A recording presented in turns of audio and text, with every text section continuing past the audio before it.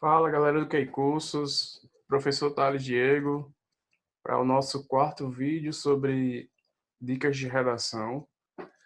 Hoje nós vamos falar um pouco sobre coesão textual, um dos elementos mais importantes relacionados à formação de um texto argumentativo. Nós vamos perceber que a coesão textual ela é responsável pelos contornos do texto, né? Como nós temos aí no subtópico, contornos da língua. Porque a coesão textual ela serve exatamente para ligar as ideias do texto, certo? Basicamente, essa é a principal função da coesão textual. Nós vamos começar, como sempre, o nosso vídeo conceituando, né, a coesão textual. Então, a coesão textual nada mais é do que a ligação harmoniosa entre as palavras, frases e parágrafos. Essa é uma parte realmente muito importante sobre a questão da coesão.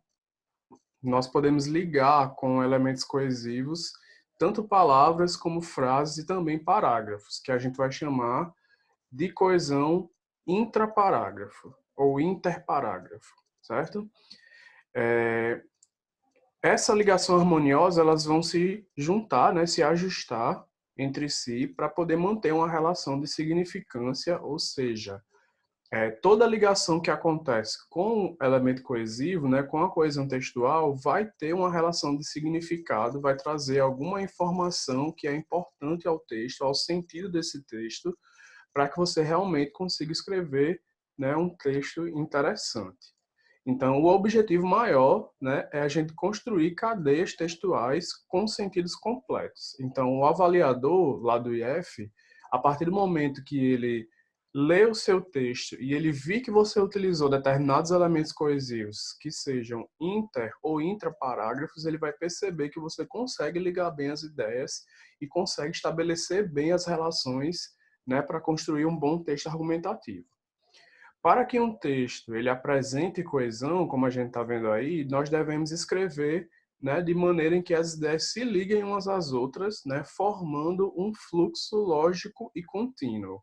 Então, um texto coeso, gente, ele é um texto em que a gente consegue ler com mais fluidez, né? A gente consegue perceber melhor essas ideias sem que haja travamento das ideias, sem que você fique assim, tá faltando alguma coisa, por exemplo, certo?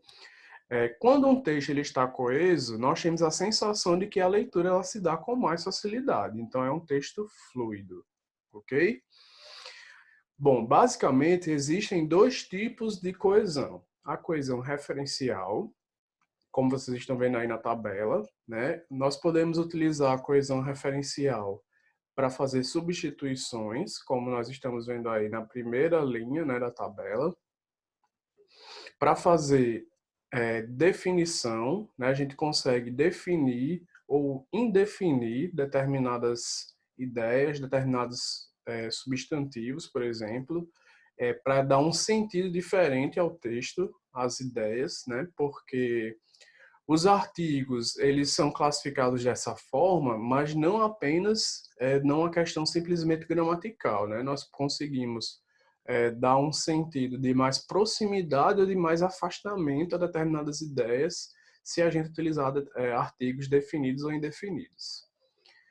Nós também conseguimos utilizar a coesão referencial a partir das elipses, né?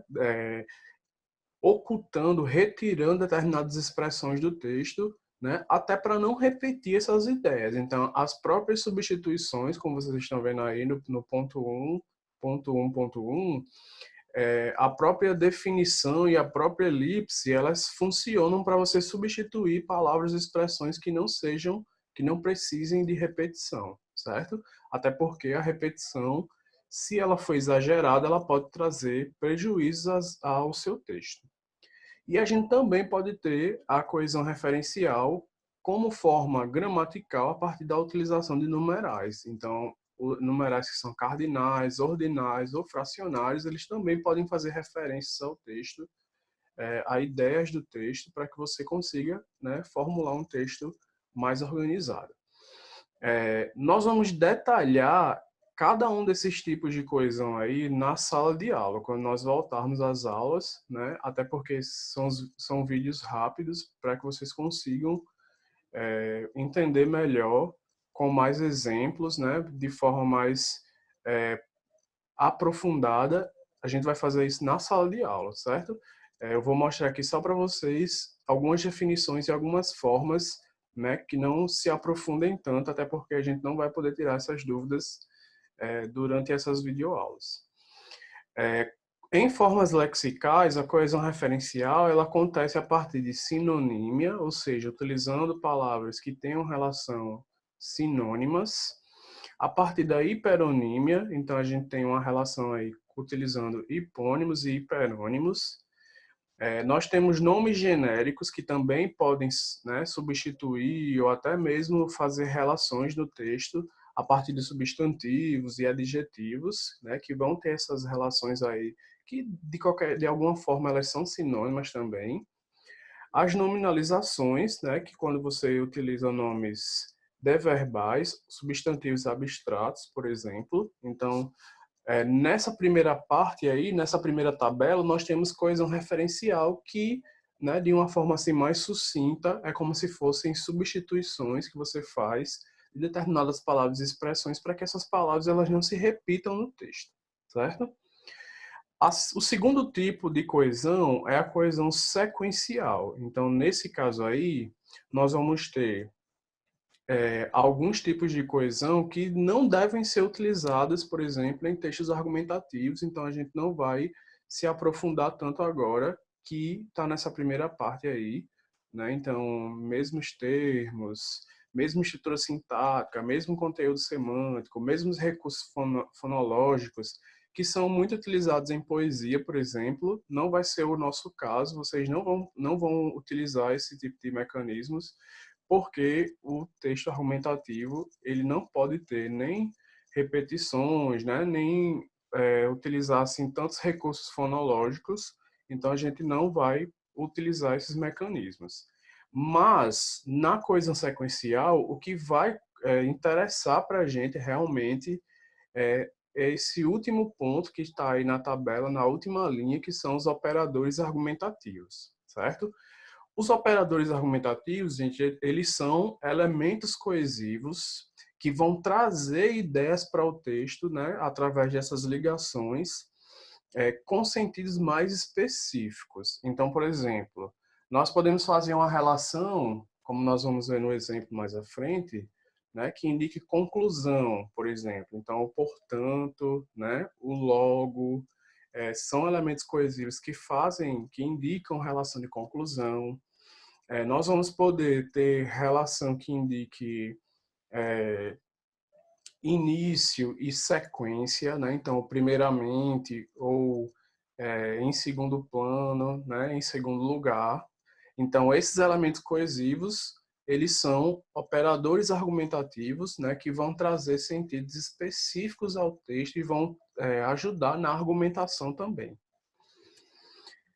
Bom, nós vamos falar agora de elementos coesivos intraparágrafos e interparágrafos. Bom, nós temos aí, nós podemos mencionar, né, como coesão intraparágrafos a terminologia, né, que se refere à presença de elementos coesivos, né, adequadamente mobilizados dentro dos parágrafos. Então, quando você vê essa expressão intraparágrafo, significa dentro dos parágrafos, né? Então, as ideias que se ligam dentro de um parágrafo. Em um segundo momento, falando de elementos coesivos interparágrafos, representa, no caso, a ligação das ideias que acontecem entre um parágrafo e outro. Então, é entre os parágrafos. Geralmente, né, quase sempre, os elementos interparágrafos eles vão estar localizados no início de cada parágrafo. Às vezes você pode mudar a ordem, né, da localização desses elementos coesivos e eles estarem logo após uma palavra ou logo após uma expressão que está no começo do parágrafo. Mas na maioria das vezes esses elementos interparágrafos eles estarão no início de cada parágrafo, certo? Aí nós temos um exemplo de como esses elementos coesivos eles poderiam aparecer dentro de um texto. Então, para a gente não interessa agora o conteúdo, e sim a utilização desses elementos. Então, vocês conseguem perceber, por exemplo, na segunda linha, o esse, que é um elemento coesivo, que faz relação, né, que se liga a coisas que já foram ditas no texto anteriormente, né, é o que a gente chama de elemento coesivo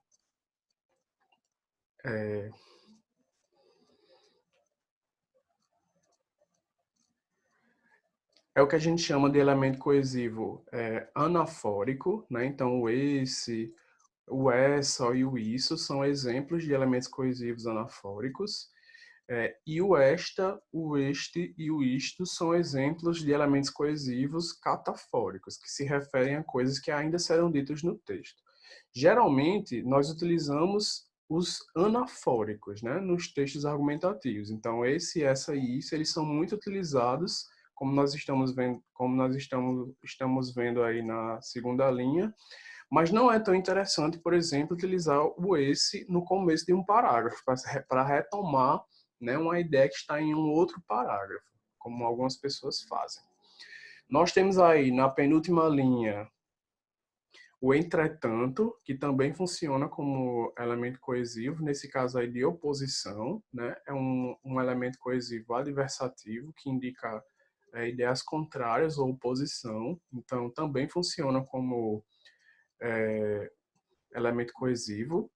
Diante desse cenário que retoma a ideia do parágrafo anterior, então é um elemento coesivo, né, interparágrafo. O por outro lado, no terceiro, e o portanto, no quarto parágrafo, né, que estão aí em rosa, são exemplos de elementos coesivos interparágrafos. Eles estão ligando as ideias entre um parágrafo e outro, então fora do parágrafo, certo? O esse, o entretanto, o embora, o isso, o ela, né? O assim, o além disso, o outro ele que está aí embaixo e o tendo em vista que são elementos coesivos intraparágrafos. Eles eles relacionam as ideias dentro do parágrafo ou dos parágrafos, certo? Operadores argumentativos, eles são elementos que fazem parte, né, de um repertório linguístico e eles são responsáveis pelo encadeamento dos enunciados, estruturando o texto e determinando a orientação argumentativa. Isso nos permite concluir, né, que esses elementos linguísticos eles devem estar entre os principais componentes de articulação do texto argumentativo, tal como, né, preconiza a matriz de referência de redação, né, que nesse caso vai organizar a avaliação de um texto, né, de uma redação que vai ser avaliado por algum concurso, certo? Geralmente os padrões eles são muito parecidos. Então os operadores argumentativos, gente, eles são responsáveis por encadear as ideias, por organizar essas ideias ou por ligar essas ideias, certo? Então, no exemplo anterior, a gente pode observar que nós temos operadores argumentativos que indicam, né, elementos coesivos que indicam algum tipo de sentido, que trazem ao texto esse sentido. Eles não apenas substituem ou eles não apenas retomam ideias, eles também têm, né, um contexto relacionado, como o entretanto, por exemplo, que indica oposição, né? O embora, que nesse caso vai indicar concessão, né? Por outro lado, que indica que você está dando uma ideia oposta ao que você disse no parágrafo anterior, né? O assim, que indica conclusão de ideias ou explicação, ou, portanto, que indica conclusão, né? Indica que você está realmente concluindo o texto. Então, esses operadores argumentativos, eles são responsáveis por ligar essas ideias e trazer a esse texto algum sentido que vai ajudar na sua argumentação, certo?